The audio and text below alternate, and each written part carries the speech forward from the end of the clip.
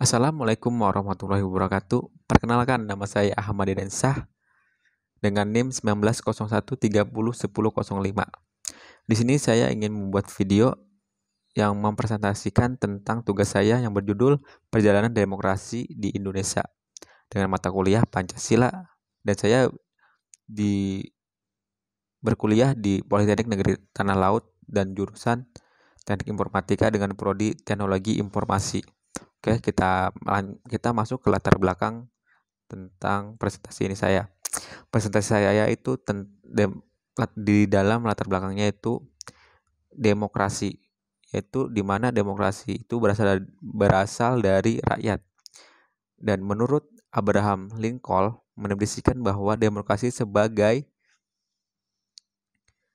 pemerintahan dari rakyat, oleh rakyat, dan untuk rakyat. Dengan demikian, demokrasi berarti berkuasa tertinggi, yaitu di tangan rakyat. Jadi demokrasi itu otomatis demokrasi itu yang kekuasaan lebih tertinggi, yaitu rakyat. Selanjutnya, latar belakang saya itu definisi sebagai partai politik, bahwa partai politik tidak adalah salah satu idealnya demokrasi. Lanjut ke tujuan pustaka, yaitu demokrasi, yaitu demokrasi berasal dari kata Yunani, yaitu demos dan kratos. Dan demos itu bermakna rakyat, sedangkan kratos bermakna pemerintahan. Demokrasi itu sebagai sistem pemerintahan yang mengizinkan dan memberikan hak kebebasan kepada warga negaranya untuk serta urut dalam keputusan pemerintahan. Jadi, demokrasi itu adalah sistem pemerintahan dan yang mengizinkan dan memberikan hak kebebasan bagi warga negaranya.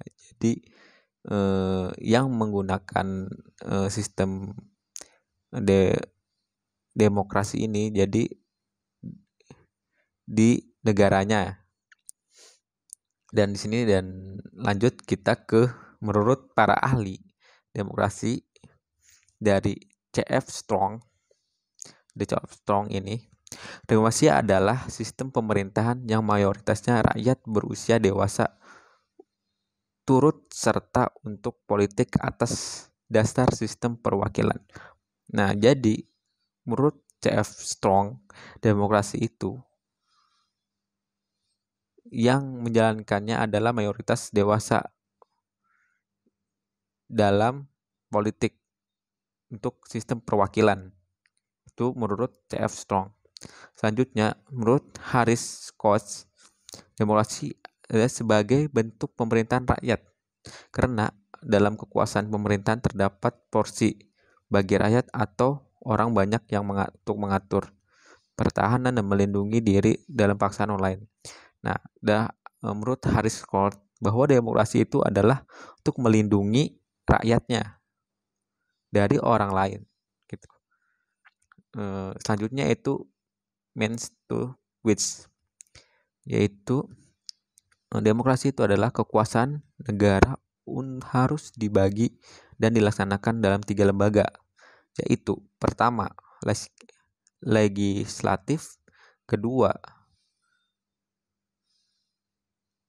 eksekutif, yang ketiga yudikatif.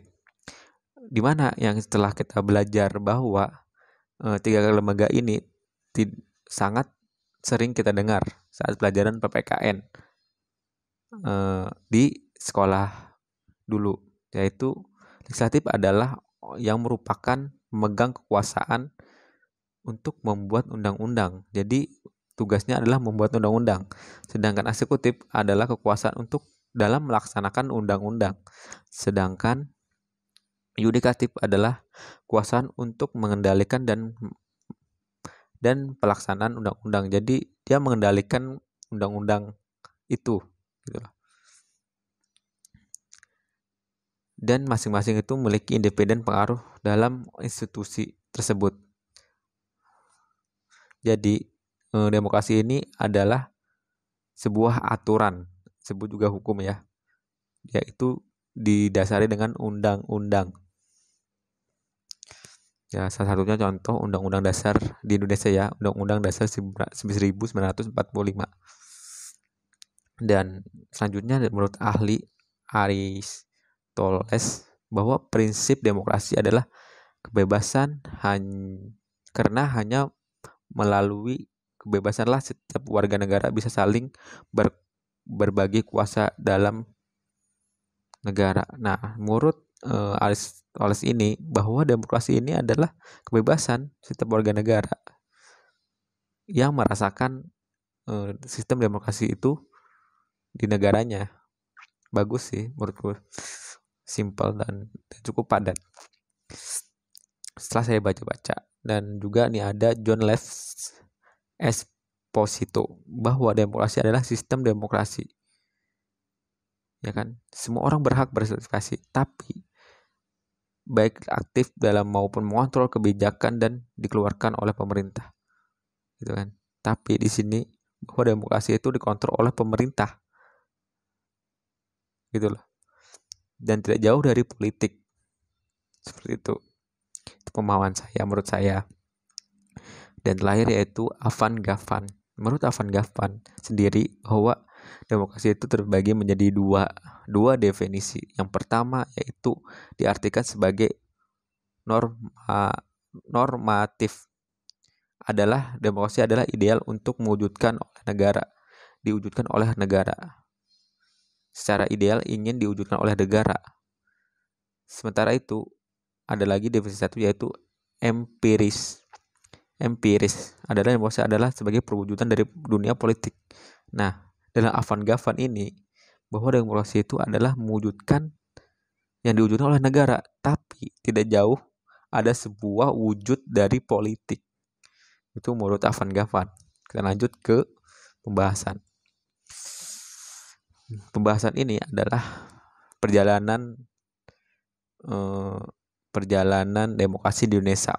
Yang pertama, demokrasi di Indonesia. Demokrasi di Indonesia itu dikutip dari Wikipedia yang saya dapat bahwa demokrasi itu di Indonesia yaitu ada 5 tokoh yang berperan. Yang pertama Soekarno, yang kedua Muhammad Hatta, yang ketiga Suharto Sahir, dan kedua yaitu Dr. Soekarno dan juga Soeharto, Orde Baru, pada tahun pasca tersebut. Ya, hingga saat ini demokrasi itu masih ada. Selanjutnya, demokrasi selanjutnya yaitu pada tahun 1900 pada tahun demokrasi parlementer atau liberal. Diberlakukan Undang-Undang Dasar 1945 pada periode 1945 dan 49, di mana awal praktek demokrasi ini dilakukan di Indonesia, yang diaturkan oleh Undang-Undang Dasar 1945. Selanjutnya yaitu demokrasi terpimpin, yang diberlakukan pada tahun 1959 dengan Presiden Soeharto memberikan amanat kepada konstitusi tentang pokok demokrasi, yaitu ada 5 pokok. Yang pertama, pokok bukanlah demokrasi terpimpin bukanlah diktator. Itu salah satunya ya yang aku baca. Selanjutnya itu demokrasi Pancasila pada era baru. Demokrasi ini terlahir berbagai bentuk permasalahan di mana bangsa Indonesia selama ini berlaku di demokrasi parlementer dan demokrasi terpimpin. Demokrasi Pancasila itu pangkalnya adalah kekeluargaan dan gotong royong. Nah, jadi sudah jelas di atas bahwa demokrasi ini melahirkan gotong royong yang kita rasakan sekarang, bahwa Indonesia punyai gotong royong. Selanjutnya, dan juga di demokrasi era Orde Baru ini yaitu ada menyimpang ya, salah satunya yaitu pelanggaran pemilu yang tidak jujur dan tidak adil. Selanjutnya yaitu demokrasi Pancasila pada era reformasi, di mana ada perbedaan dalam Pancasila di era reformasi dan Orde Baru terletak pada aturan pelaksanaan. Kita lihat dalam aturan pelaksanaan bahwa di era reformasi ini pemilihan umum yang lebih demokratis dan lembaga demokrasi lebih berfungsi, jadi lebih berkembang ya demokrasi Indonesia di era reformasi. Kita lanjut ke sudah selesai. Mungkin itu saja yang saya bisa sampaikan, bahwa demokrasi di Indonesia dari awal dari demokrasi Indonesia dan terus sampai demokrasi Pancasila era reformasi yang kita rasakan sekarang, yaitu demokrasi lebih demokratis dan lembaga demokrasi lebih berfungsi dan mewujudkan kehidupan lebih demokratis seperti hal peraturan yang dijalankan secara hukum dan bermaknakan demokrasi Pancasila sebagai nilai-nilai budaya politik yang mempengaruhi sikap hidup politik pendukungnya. Dan juga partai-partai politik ini lebih dapat mandiri. Mungkin sekian dari saya. Bila ada salah kata, saya mohon maafkan. Sekian dan terima kasih.